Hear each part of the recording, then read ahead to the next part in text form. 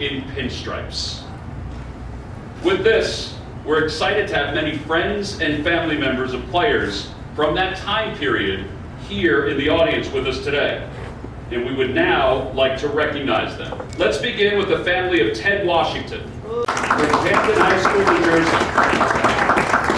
He was a baseball and football star and the first black player signed by the Phillies in 1952.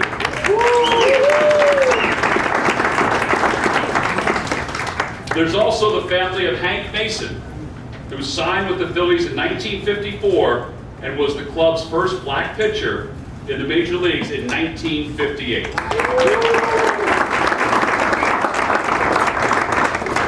We'd also like to recognize the family members of two players who in 1955 were among the first black players to appear in Phillies minor league games. Nathan Dickerson, a first baseman from Cheltenham High School in Pennsylvania. Chuck Randall, an infielder from Glassboro High School in South Jersey. And Chuck is here with us today. Chuck, if you can stand up, we'd like to give you a nice...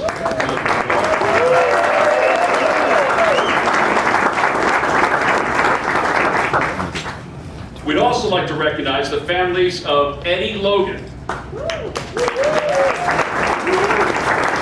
Eddie was a Ridley Park High School outfielder who was signed in 1956 and one of the sluggers nicknamed Murderers Row for the Class D Mattoon minor league team. John Kennedy, who on April 22nd, 1957, became the first African American to appear in a major league game with the Philadelphia Phillies.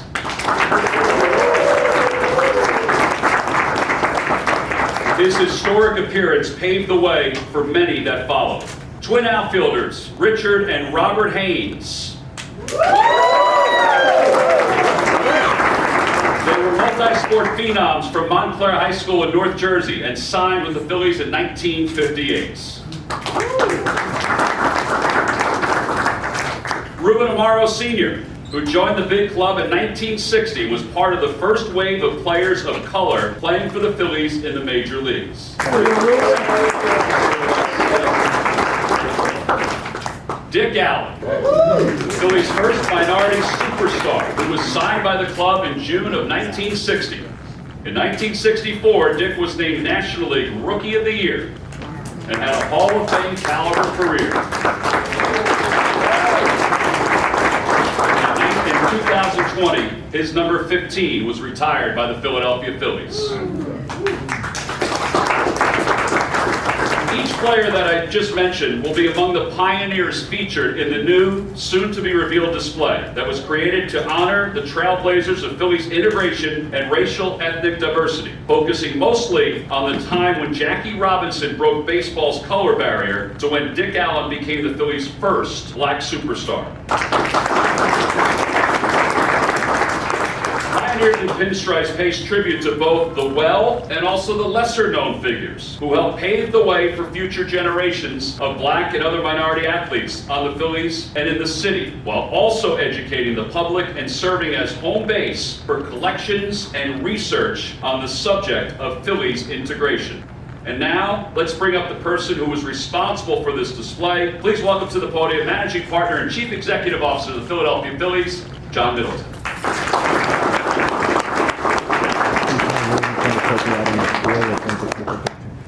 Tom's a little generous in referring to me as the person responsible for this. I'm really not. I had an idea, but ideas are simply that. They're ideas. They don't do any good. They don't change the world unless you actually have to take the idea, turn it into a vision, and then execute and implement the vision. And the credit for that belongs with Rob Holliday and his committee. So I'm really up here as the first act to introduce the main act who's going to follow me, and Rob. But I started thinking about this years and years ago, and what prompted me to think about it is the Philadelphia Stars. We have a really great little collection, a couple of photos and some history of down in our lobby of our suite. And when I came out of the suites every day, I'd look at that, or I'd go back into the elevator, I'd look at it and I'd read about the history, and I'd go back online and I'd read some more about it. And this history of the Stars it's an important story. It's important for our society. It's a story about baseball. It's a story about Philadelphia. But what it's not is a story about the Philadelphia Phillies. And it occurred to me over the years as I looked at that we weren't telling our story and we needed to tell it. There were lots and lots of people who deserve credit for moving us forward and getting us to where we are today. And we were, frankly, in my opinion, negligent not to be talking about that, not to be promoting those people, not to kind of preserve their memory and their actions, their deeds for history, for our history, for Philadelphia's history. So that's what started, and I grabbed Rob one day and we started walking around the stadium. I was talking about this idea, and we were looking at all the different places we could put it, and we kept finding spaces that were just too small, that just didn't give us enough room to tell the real story. A little bit like that suite level lobby, elevator lobby, down there where we have the stars and only 2 large photographs. So we came up here and we found a space together. And this is a really great spot, an appropriate spot to have this hack that could take place, because when Dave Montgomery designed this stadium, he designed the Hall of Fame club to talk about the most important aspects of the Phillies' history. So we have every team every team that either won the National League pennant or won the World Series is up here with a permanent display. We have all of the players of the Phillies who have had their numbers retired. And that was a great way to start. And over the years, we've added to it. Dave Buck added 3 photos all the way at the end of the hallway of people who've won awards at the Hall of Fame. Howard Smith added a really wonderful display late last year, early this year, with the World Series trophies and other major awards. And so this is where we celebrate the great moments, the great history of the Phillies. And that's why, to me, this location is exactly the right spot. Now, I will tell you, I was blown away with what Rob and his committee did. This has exceeded my highest expectations. It's really spectacular, and I'm sure you will love it. And I thought what was really great was I grew up in Philadelphia. I remember I was 5 years old in 1960. I remember all these guys, Tony Gonzalez and Ruben Amaro Sr. and Tony Taylor, and then next year Wes Covington. And we could forget about Wes draping that bat over his left shoulder at the plate. And I don't know how he swung it, but he somehow got it through pretty well. But that's my memories. But I remember Rob showed me so many other stories that I didn't know, and that was really one of the great things about it. And I still go back almost every day and look at it, because I'm almost reading something either for the first time or I'm reading it for a second time, I'm remembering it and seeing it. So Rob, thank you. You have done a really great job.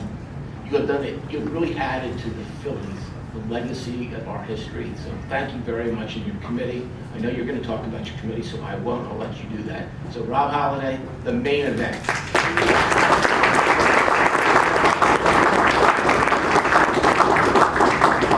Great day, isn't it? Yes, great day. Thank you, John. I'm gonna cheat. John is being a little humble, but thank you for initiating and inspiring this project. And thank you for providing the resources to get it done. We would not be here today if not for your vision and dedication to recognize these men and provide this display. Your commitment to this project and unwavering support is deeply appreciated, and thank you very much. When we began our research to start the project, we quickly found out from the baseball integration era, there were many Phillies players and staff whose stories needed to be told, such as the players who you are all here to represent today, and Bill Yancey, who was the first black scout for the Phillies. There wasn't a lot of information about them that was easily available. There was some here and there, but the whole story needed to be consolidated. We knew we had to gather the facts and learn as much as possible. In order to do this right, we had to assemble a strong team, and they are here today, so please raise your hands when we talk about you here. First, it was Kenny Ayers. Where are you, Kenny? There you are.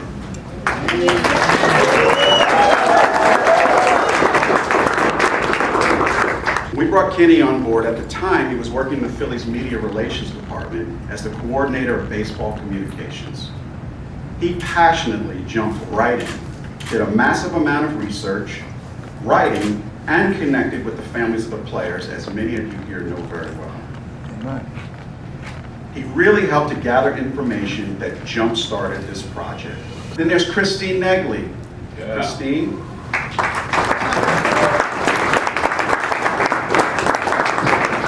She's the Phillies Director of Publication, and she does a great job of editing content for just about everything produced around it. She not only overlooked all of the content, in addition she had creative ideas and helped to pull everything together.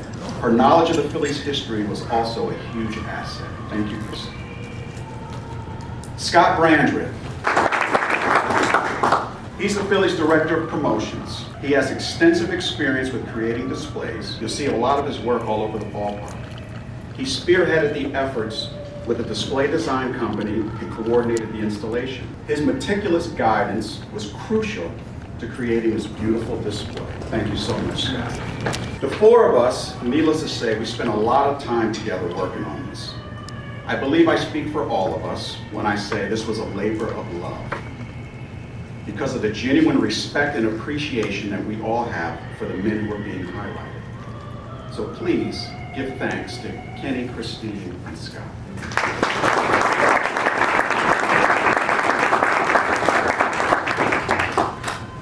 I truly hope that this display will give the players and staff from that era the recognition that they have long deserved. And that it will be something for you, the family and friends of these men, to be proud of and treasure now, and to also share with future generations. We really appreciate you all being here with us today, and welcome to our Phillies family. Thank you.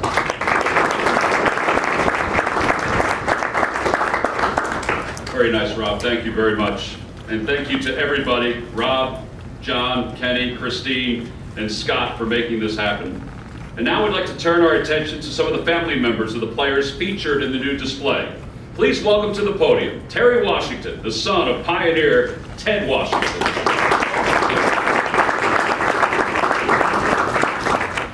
Hi, Terry. We gave you 27 seconds to say something. 27.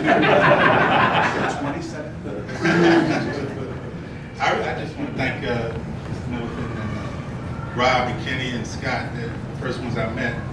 But I also want to thank everybody from the parking lot all over here. The whole organization has been gracious to me and my family. This time was the last time I came through. And I wish my father were here. I would have loved to have seen him meet Mr. Randall. You know, I'm honored to stand in his place to thank you. It would have blown him away. I learned more about my father in the last few years than I did in 63 years of life. He didn't talk much about himself. He had a full and successful life. And if I can get to half the class that he had, I'm doing something. You know, so he was well respected. And but I never asked him much about those early years. You know, my mom put together a book and I knew about it. But I got the call from Rich Westcott, and I met him back in '04. And I wanted to reach out to a few people who played and knew him when he played. And I'm glad that I did, and it brought me here. You know, they told me so much about him, and I'm grateful. I'm real thankful, and I want to say, on behalf of my family, I'm real thankful that you guys went back and got him and put him in the picture as well. To be drafted by the Philadelphia Phillies, you know, and be on the minor league for the farm team, and all of a sudden, 2 months later, to be drafted into the Army, and because of the injury, he wasn't able to really follow through.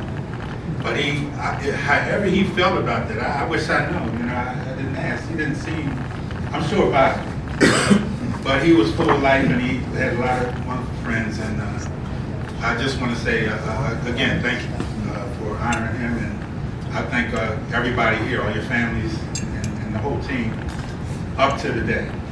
Thank you.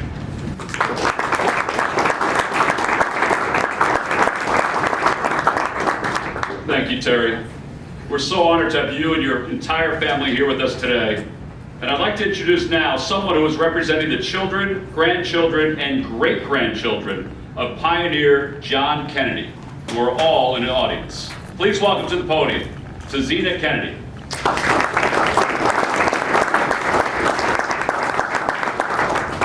Good afternoon, everyone. I'm just going to sum up my feelings in a poem. My Mr. Baseball was gentle and kind. My Mr. Baseball was one of a kind. My Mr. Baseball at age 71 slid into home plate. My Mr. Baseball, the man, the myth, a shortstop great. My Mr. Baseball, from the Negro Leagues he came, now memorialized and honored in the Phillies Baseball Hall of Fame. To the game he loved and gave his heart and soul. To America's pastime, the name John Irving Kennedy will never grow old. Thank you to the Phillies organization for an honor such as this. I am humbled and grateful that my dad's memory will never be missed.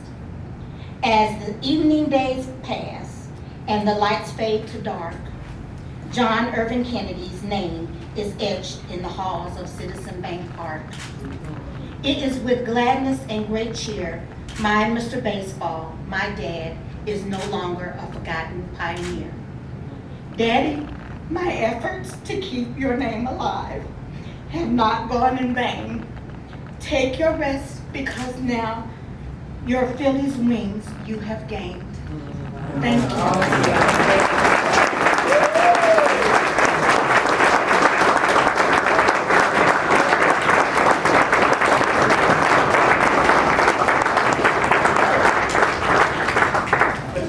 That was amazing. That it was.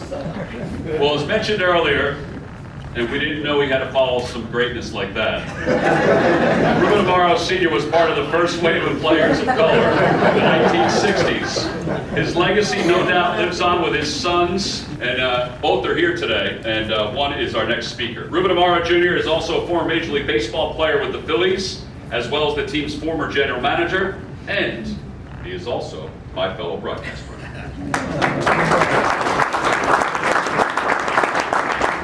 Yep, I'm the lucky one. That was spectacular. John, thank you so much for your vision.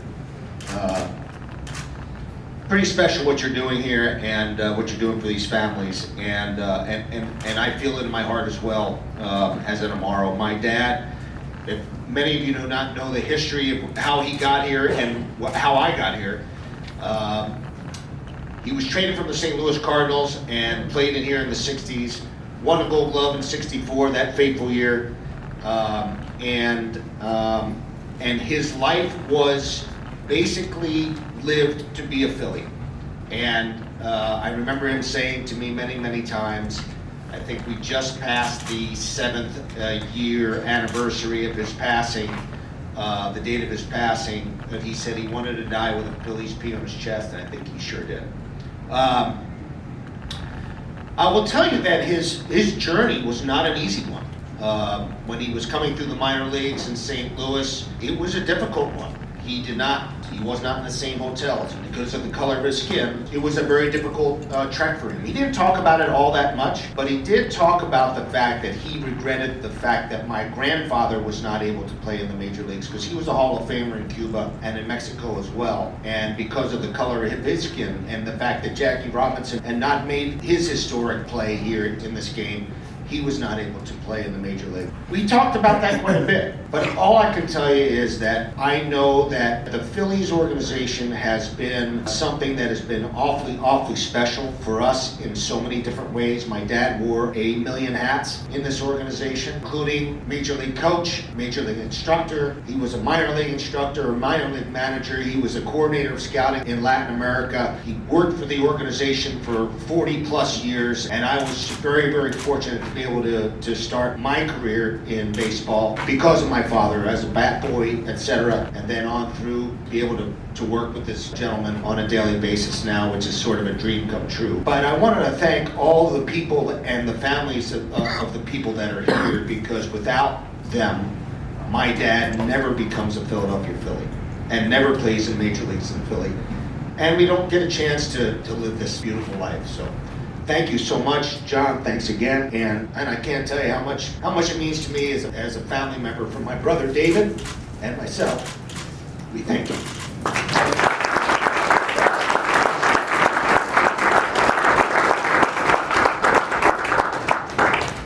Thank you, Ruben. Our final speaker is the widow of Dick Allen, our first black superstar, who was one of the most talented and influential players to ever play the game. Please welcome to the podium, Willa Allen.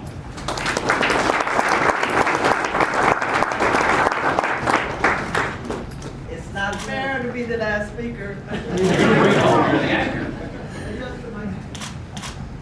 On behalf of my husband, Richard Dick Allen, and all of the families here tonight, I want to express our heartfelt gratitude to the Philadelphia Phillies for the creation of the Pioneers and Pinstripe, and honoring all these extraordinary players that came before Dick. This tribute is not only celebrating exceptional talent, but also acknowledge their important role in advancing diversity and inclusion in baseball. Seeing Dick's name and the image among these players, including Ted Savage, who's from my hometown, with immense pride, we are deeply thankful for this recognition of his legacy and the contribution of these fellow athletes. The Pioneers and Pinstripes serves as a reminder of the barrier they overcame and the lasting impact they made in the game we all love. To the Philadelphia Phillies, we all thank you for honoring these trailblazers and displaying diversity in our sport. Your dedication to preserving their stories ensure that their achievements will inspire future generations for years to come. We all, the families, would like to extend our heartfelt thanks to the talented artists and the famous four that created this event. Your skill and dedication have brought these legends to life in a truly remarkable way. In closing, we're profoundly grateful for this tribute and for the opportunity to celebrate Joe and Jackie Robinson Day. Thank you.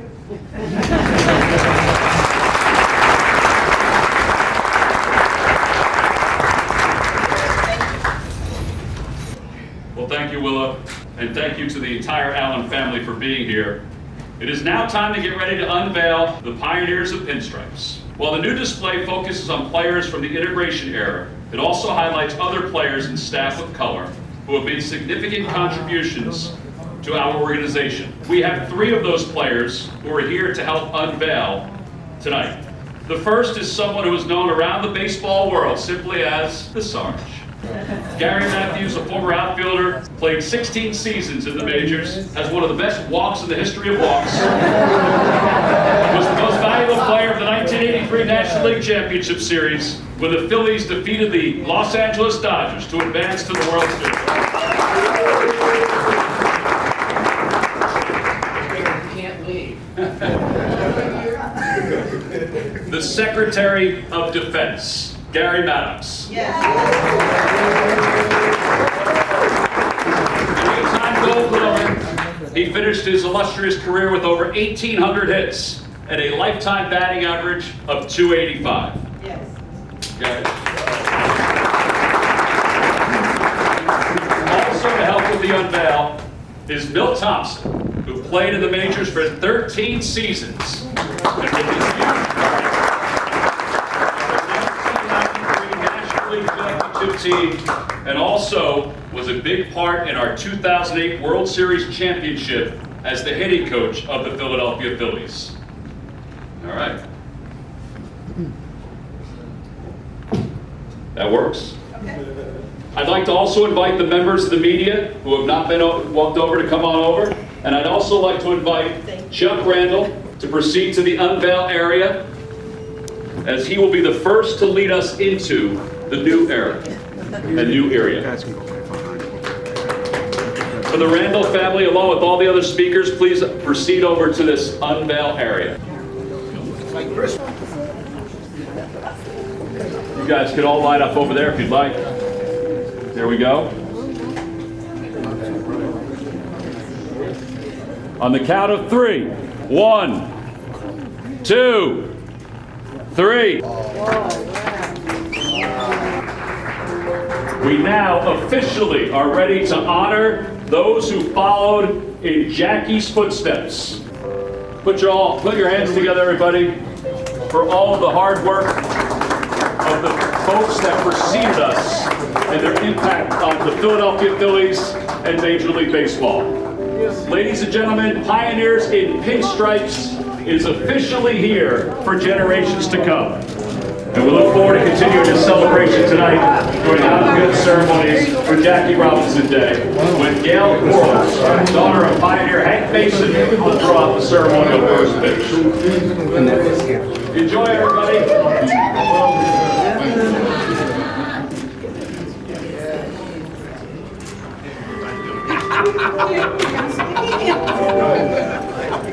We all bet that you cried. I'm telling you, man, that was like a no-brainer.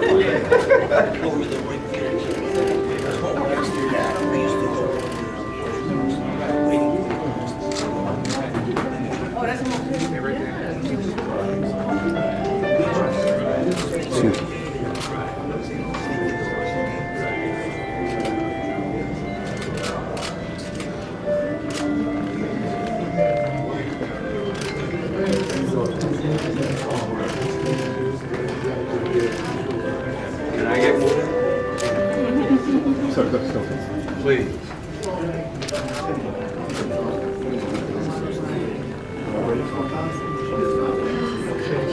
That's a style, isn't it?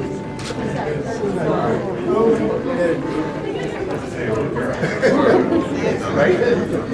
That's a style.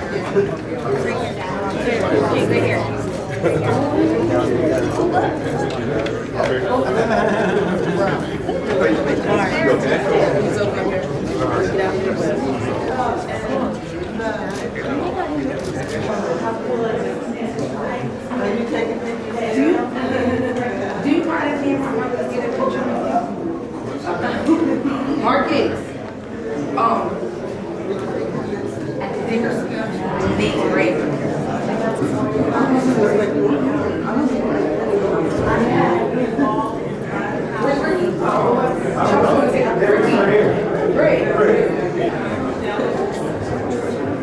Yes. All right, then grandson coming, they a little slow. There we go. Yeah, that's William right there. Right, Yep, it's not this that's William right there. I'll take a look at that. Oh, yeah. That's nice.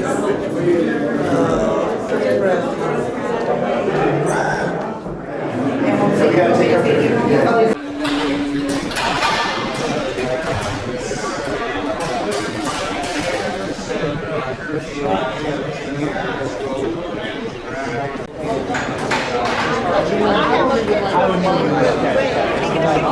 Yes. Everybody. Oh, that's nice. I have you. What do you have to say? I work in the elevator. I'll add right. Oh, okay. We all are, right? We're all together. John Middleton, my person, had tried to put Phillies family together. I got traded to the Phillies in 1975.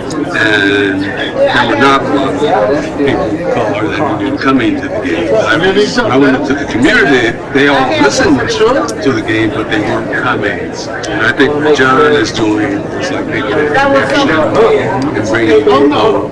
Yeah.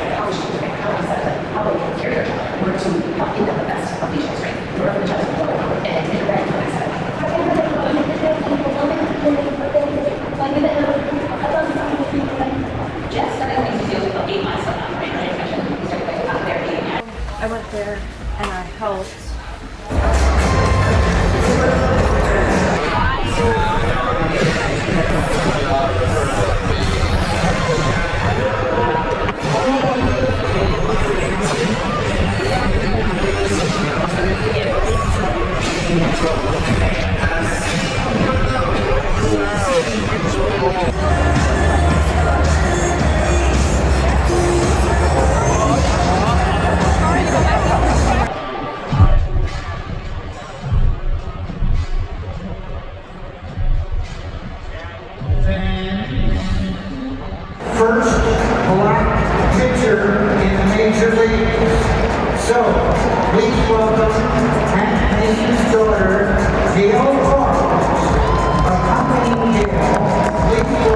ceremony first pitch on behalf of Hank Mason, who in 1958 became the Phillies' first black pitcher in the Major League. So, please welcome Hank Mason's daughter, Gail, accompanying Gail.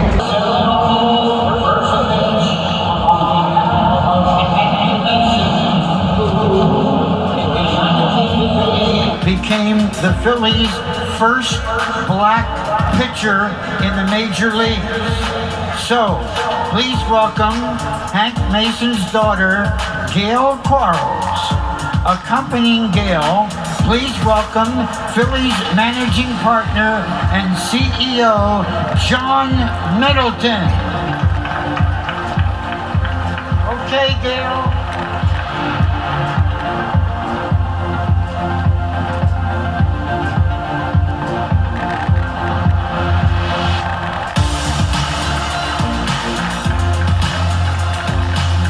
Gail Quarles, daughter of Hank Mason, the first black pitcher in Phillies history, and Gail is accompanied by Phillies managing partner and CEO John Middleton.